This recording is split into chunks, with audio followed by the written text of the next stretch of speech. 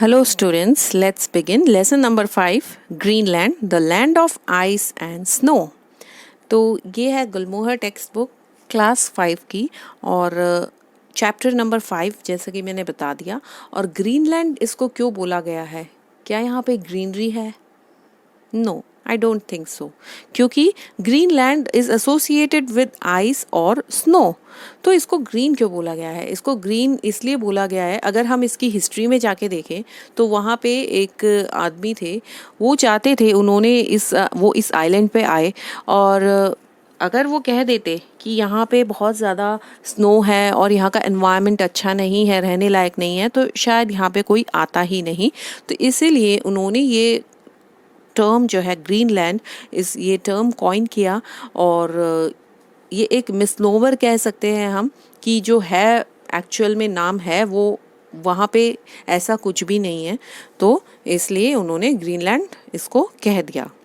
ठीक है, तो इसमें हम देखेंगे चैप्टर में कि लोकेशन और क्लाइमेट, वहाँ का वातावरण कैसा है ग्रीनलैंड का, और वहाँ पे क्या क्या वेजिटेशन है, किस तरह के प्लांट्स उगते हैं, और वहाँ की वाइल्ड लाइफ किस प्रकार की है, वहाँ के लोग किस तरह के हैं, उनका पहनावा कैसा है, वो कैसे रहते हैं, वहाँ पे क्या एग्रीकल्चर है, और वहाँ की इंडस्ट्री कैसी है, क्या कैसे मतलब लोग अपना लाइवलीहुड अर्न करते हैं वहाँ पे। तो चलो स्टार्ट करते हैं। तो ग्रीनलैंड एक बहुत बड़ा लार्जेस्ट आइलैंड है वर्ल्ड का। ठीक है, तो हम देखें अगर मैप में, तो मैप में कुछ इस तरह से दिखता है ग्रीनलैंड। ये कनाडा इधर आता है और ये ग्रीनलैंड डेनमार्क है। तो हम देख सकते हैं इसमें इसकी बाउंड्री ये बनी हुई है मैप में। आप जब भी इस तरह के कॉन्टिनेंट्स नहीं सॉरी आइलैंड्स पढ़ते हैं तो मैप के हेल्प से बहुत इजी हो जाता है, तो हमेशा मैप के हेल्प से हमें पढ़ना चाहिए। तो ग्रीनलैंड एक लार्जेस्ट आइलैंड है वर्ल्ड का, and that is not a continent. ये कॉन्टिनेंट नहीं है, बट ये लार्जेस्ट आइलैंड है, और ये सेल्फ गवर्निंग प्रोविंस है डेनमार्क का। तो इसको कौन गवर्न कर रहा है? डेनमार्क, एंड इसकी एक खुद की गवर्नमेंट है। और इसका कैपिटल क्या है? इसका कैपिटल है नुक, एंड अर्लियर इसको नुक को क्या कहा जाता था? गॉड थैब। ठीक है, एंड जो पहले यूरोपियन वो जो ग्रीनलैंड पे आए थे वो एक एक्सप्लोरर थे और उनका नाम था एरिक द रेड, एंड उन्होंने इस आइलैंड को ये नाम दिया ग्रीनलैंड। सो एरिक ने ये नाम दे दिया ताकि यहाँ पे ज़्यादा से ज़्यादा लोग आएँ। नाउ अब हम देखते हैं क्लाइमेट किस प्रकार का है ग्रीनलैंड का। तो क्योंकि यहाँ से आर्कटिक सर्कल गुजरता है through the southern part of the Greenland, तो हम देख सकते हैं आर्कटिक सर्कल मैप में अगर देखें तो ये रहा आर्कटिक सर्कल। तो इसके सदर्न पार्ट से, ये सदर्न पार्ट हो गया ग्रीनलैंड का, तो यहाँ से ये गुजर रहा है आर्कटिक सर्कल। तो ज़्यादातर ग्रीनलैंड कौन से जोन में आ गया? हमने जोन्स पढ़े थे पहले, तो कितने प्रकार के जोन्स होते हैं? 3 टाइप्स के जोन्स होते हैं। तो उसमें सबसे पहला होता है tropical, then temperate, and then last one is the frigid zone. तो पूरा अर्थ को इस तरह से डिवाइड किया गया है अलग अलग जोन्स में। बट जो ग्रीनलैंड है वो कौन से जोन में आ गया? वो आ गया फ्रिजिड जोन में, in the northern hemisphere. Northern hemisphere earth का, उसके फ्रिजिड जोन में ये ग्रीनलैंड लाई करता है। अब हमने पढ़ा था कि जो फ्रिजिड जोन होता है ना, ये रीजन बहुत कोल्ड क्लाइमेट होता है यहाँ का, एंड इसको हम टुंड्रा रीजन भी बोलते हैं। ठीक है, फ्रिजिड जोन तो हम बोलते हैं, बट इस रीजन को we call it as tundra region. अब 80% ग्रीनलैंड का, 80% सोचिए आप, 80% बहुत ज़्यादा होता है, ये हमेशा आइस से कवर्ड रहता है। एंड यहाँ पे आइस के बड़े बड़े पीसेस, ह्यूज पीसेस, फ्रीक्वेंटली ये अक्सर ये क्या होते हैं? बड़े बड़े पीसेस ये फ्लोट करते हैं, ये टूट जाते हैं अपने मदर जो आइस का जो पहाड़ है वहाँ से टूट के they break off and float in the sea, और सी में वो बहते रहते हैं, और उनको क्या कहते हैं? उनको कहते हैं आइसबर्ग। अब आइसबर्ग क्या होते हैं? आइसबर्ग जो बड़ी बड़ी शिप्स होती है ना, इवन उनको भी वो डिस्ट्रॉय कर सकते हैं। So they are very harmful and dangerous for the ships. अब आइसबर्ग की क्या खासियत है, एक एक्स्ट्रा चीज़ अगर हम जानना चाहें तो हम इस डायग्राम में देख सकते हैं। तो हम देखेंगे कि आइसबर्ग एक्चुअली में बहुत बड़े होते हैं जैसा कि वो दिखते हैं। दिखने में वो हमें टिप में उसकी सिर्फ एक टिप दिखती है और वो बहुत छोटी सी होती है। हम इस फिगर में देख सकते हैं कि ये जो विजिबल पार्ट है आइसबर्ग का, ये टिप बहुत छोटी सी है और बाकी जो इमर्स्ड पार्ट है आइसबर्ग का, ये बहुत बड़ा है। ये ऐसा क्यों है? क्योंकि जब भी कोई आइसबर्ग फ्लोट करता है वाटर पे तो ज़्यादातर उसका हिस्सा पानी के अंदर रहता है।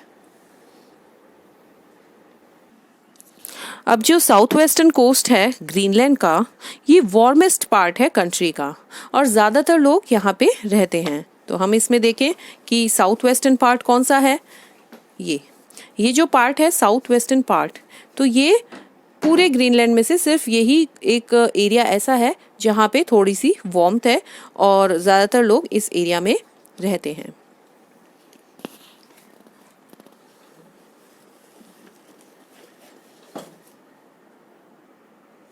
अब हम फोटो में देख सकते हैं, हमने बताया था कि 80% ग्रीनलैंड का आइस से कवर्ड है थ्रू आउट द ईयर।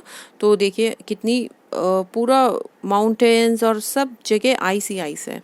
अब हम देखते हैं वेजिटेशन, यहाँ पे किस तरह के प्लांट्स उगते हैं, पेड़ पौधे किस तरह के उगते हैं एंड यहाँ की वाइल्ड लाइफ।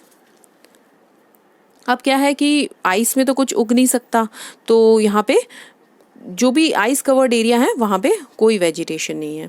यहाँ पे ना तो कोई फॉरेस्ट है ना कोई क्रॉप उग सकती है।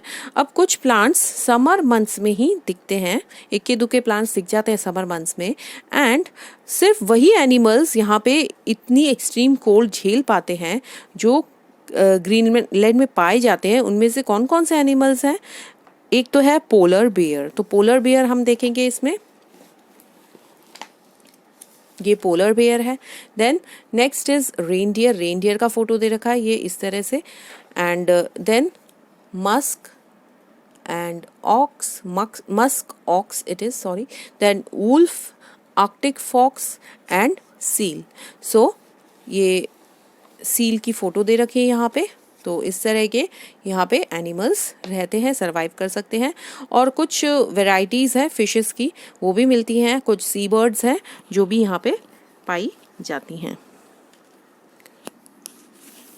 अगर हम वेजिटेशन का देखें पिक्चर, तो इसमें हम देख सकते हैं कौन कौन से plants like says, cotton grass and lichen grow in the southern Greenland. Southern Greenland में क्या है, थोड़ी वार्मथ है, इसलिए यहीं पे कुछ कुछ उग जाते हैं ड्यूरिंग द समर मंथ्स। और वो भी कब उगते हैं? जब समर का महीना होता है तभी वो उगते हैं। अब हमने वेजिटेशन पढ़ लिया, वाइल्ड लाइफ पढ़ ली, तो अब हम देखते हैं यहाँ के लोग किस तरह के होते हैं।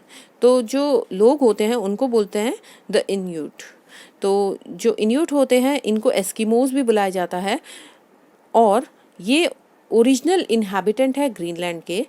और ये मेनली क्या होते हैं, ये हंटर्स होते हैं। ये अपना का गुजारा जो हंटिंग करके चलाते हैं और फिशिंग करते हैं और एनिमल्स जो भी इस रीजन में पाए जाते हैं उनको ये मारते हैं और खाते हैं और या फिर उसको कुछ उसका चीज़ें बेचते हैं। और जो स्किन और फर निकलता है एनिमल से, उससे वो अपने कपड़े बनाते हैं और उनसे जो चर्बी निकलती है एनिमल से उसको फ्यूल के रूप में काम में लेते हैं। एंड अर्लियर क्या होता था पहले के टाइम पे, वो बोज और हार्पून्स यूज़ करते थे हंटिंग के लिए।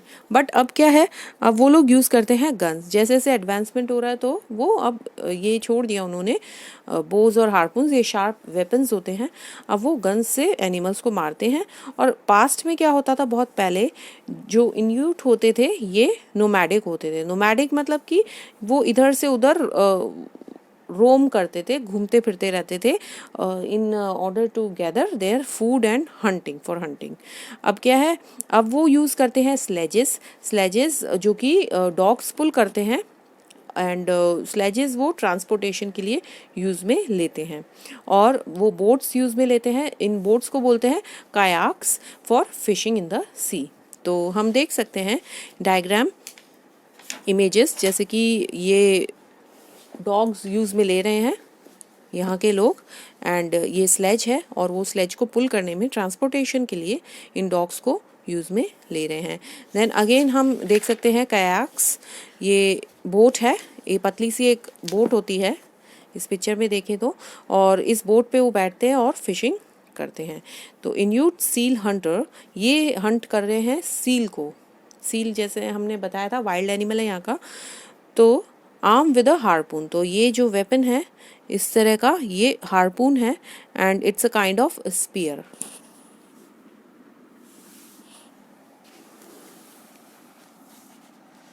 अब क्या होता है कि वो जो इन्यूट हैं उनको खुद को एस्किमोस बुलाना अच्छा नहीं लगता, बिकॉज एस्किमोस का मीनिंग क्या है, उसका मतलब है ईटर्स ऑफ रॉ मीट, कच्चा मांस खाने वाले। So they don't like to be called as Eskimos.